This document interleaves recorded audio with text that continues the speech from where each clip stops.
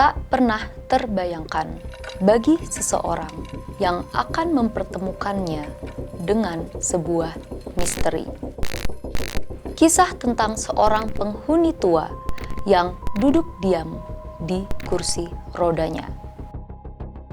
Kursi roda yang tidak pernah dibiarkan kosong. Ada sosok lain yang masih setia menunggu meskipun telah lama tiada.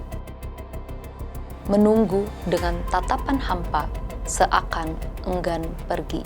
Seakan ada janji yang belum sempat terpenuhi. Kursi roda tua.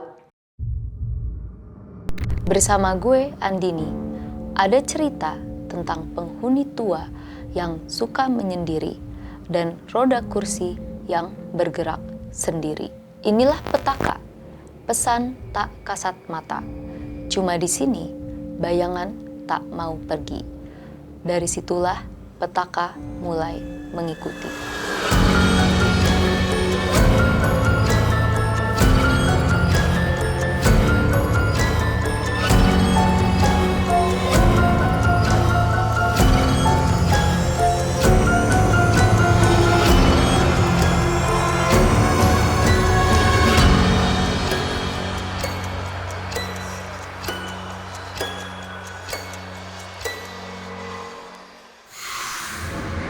Kenapa harus tempat ini?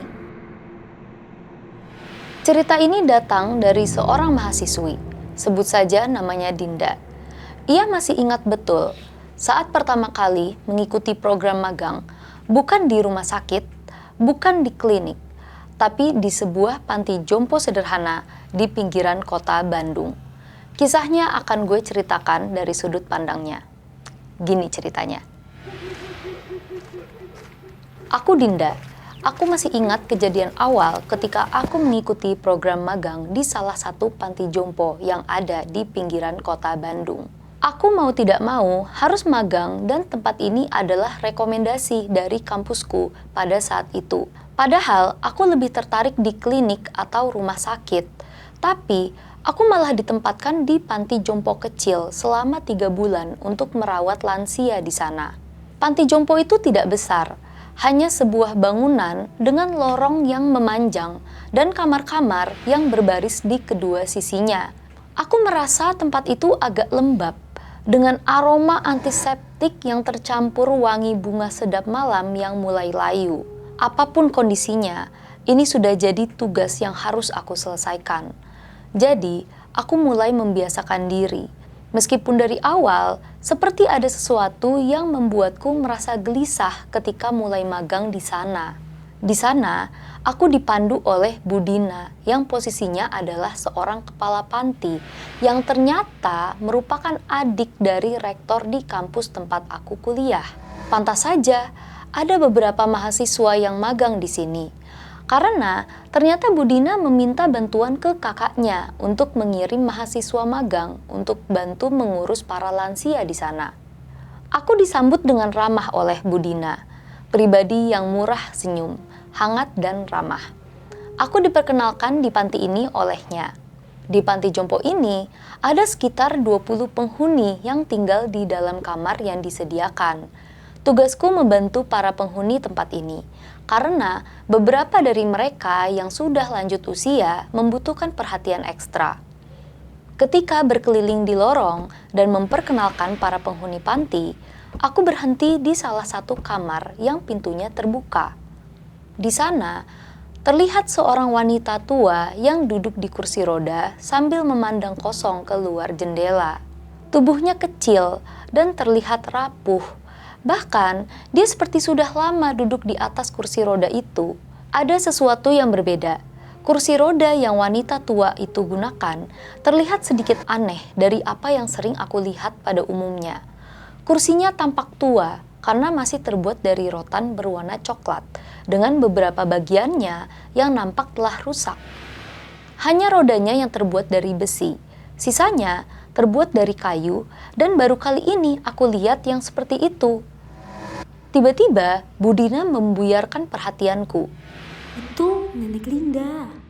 Dia penghuni tertua di sini. Sudah lebih dari 5 tahun dia tinggal di panti. Dan apabila kamu melihatnya sedang menatap jendela, biarkan saja dia seperti itu. Karena dia gak suka diganggu. Gak suka diganggu, pikirku. Bukankah beberapa orang tua memang ingin menikmati masa tuanya sendiri? Jadi aku rasa aku tak mungkin mengganggunya. Kemudian Bu Dina bilang lagi, Dia emang jarang berbicara, bahkan hampir gak pernah. Soal Nenek Linda, kamu gak perlu khawatir, karena dia itu aku yang ngurus. Kamu fokus ke lansia yang lain aja ya. Bu Dina lanjut ngajak aku buat ke area belakang. Namun di saat bersamaan, ada hal yang mengusik pikiranku. Aku merasa Nek Linda tak nyaman duduk di kursi roda itu. Bukan karena posisi duduknya, tapi ada hal lain, entah apa. Sambil berjalan, aku yang penasaran mencoba mencari tahu tentang Nek Linda ke Bu Dina. Bu, apa Nek Linda selalu di kursi roda itu? Iya, dia tidak mau dipindahkan ke kursi lain. Udah pernah coba dipindahkan ke kursi roda yang lebih nyaman, tapi tetap aja gak mau. Oh, jadi begitu. Ya sudah, akhirnya aku mencoba tak menghiraukan itu lagi dan mulai fokus dengan yang lain. Ada yang janggal dengan Nek Linda. Hari-hari berjalan dengan lancar. Aku membantu merapikan kamar para lansia, mengantar makanan, bahkan memeriksa kesehatan mereka selama di sana. Tiba suatu hari, aku mendapatkan giliran untuk jaga malam. Suasana panti jompo sangat hening. Para lansia sudah tertidur di kamarnya masing-masing. Di tengah keheningan malam, aku mendengar suara roda berputar. Suaranya terdengar pelan.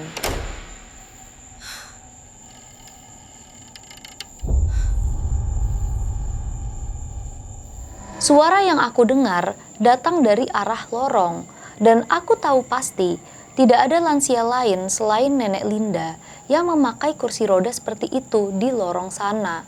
Aku langsung berinisiatif menghampiri. Aku pikir Nek Linda mungkin ingin pergi ke kamar mandi atau dapur yang ada di ujung lorong, sehingga aku harus membantunya.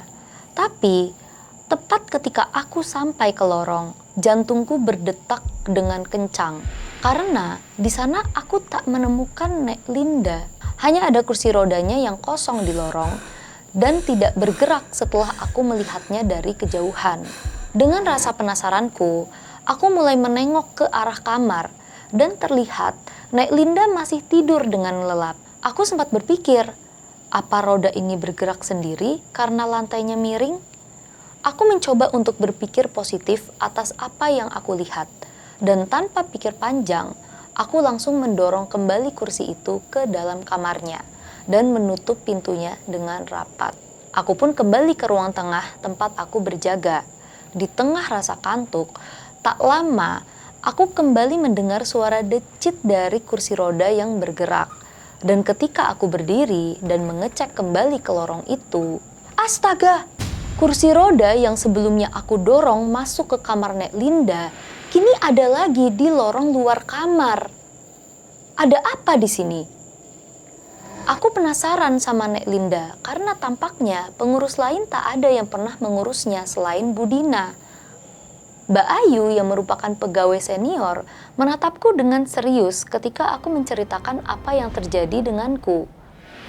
Bukan kamu aja kok, setiap orang yang pernah di sini pasti akan melihat sesuatu yang aneh dari kamar itu. Yang pasti jangan terlalu banyak bertanya, karena yang semua yang tahu tentang dirinya. Aku kebingungan ketika dia berbicara seperti itu. Entah karena aku orang baru sehingga Mbak Ayu nggak memberitahukan semuanya, atau memang dirinya sudah biasa dengan apa yang terjadi pada malam hari di kamar Nek Linda. Hari-hari berlalu. Kejadian yang kualami, kupikir hanya akan terjadi satu kali. Tapi aku salah kira. Pernah suatu ketika, aku kaget ketika melihat pintu kamar Nek Linda terbuka sendiri tanpa ada yang membukanya. Kemudian, suara roda berdecit itu terdengar lagi seperti bergerak dari dalam kamarnya. Dan aku melihat kursi roda itu bergerak seperti ada seseorang yang mendorongnya dari belakang. Dengan posisi Nek Linda ada sedang tidur pulas di atas kursi roda itu. Aku takut setengah mati. Aku sampai kaku. Apalagi ketika kursi roda itu berputar dan secara perlahan menghadap ke arahku. Meski demikian, Nek Linda tampaknya tidur pulas di atas kursi roda itu. Dengan langkah yang ragu, aku mendekat secara perlahan. Pas udah dekat dengannya, aku mulai coba tersenyum yang aku paksakan. Dan aku berbisik ke Nek Linda. "Nek, ayo Dinda antar kembali ke kamar ya." Aku merasakan sesuatu yang aneh ketika mendorong kursi rodanya. Seperti rasanya lebih berat dari seharusnya. Apakah rodanya macet? Atau ada hal yang membuat kursi roda itu nampak berat untuk didorong? Tiba-tiba, Nek Linda berkata pelan, Jangan takut, ada dia selalu menungguku. Aku tidak tahu maksudnya ketika Nek Linda bicara seperti itu. Dia siapa, Nek? Setelah beberapa hari mengurus Nek Linda, aku baru yakin kalau ternyata semua yang aku kira selama ini benar. Kursi roda itu ada penunggunya. Penunggunya adalah suami Nek Linda yang tidak mau meninggalkannya sendirian agar dia tidak kesepian. Sampai akhir hayat Nek Linda, kursi roda itu menjadi tempat terakhirnya.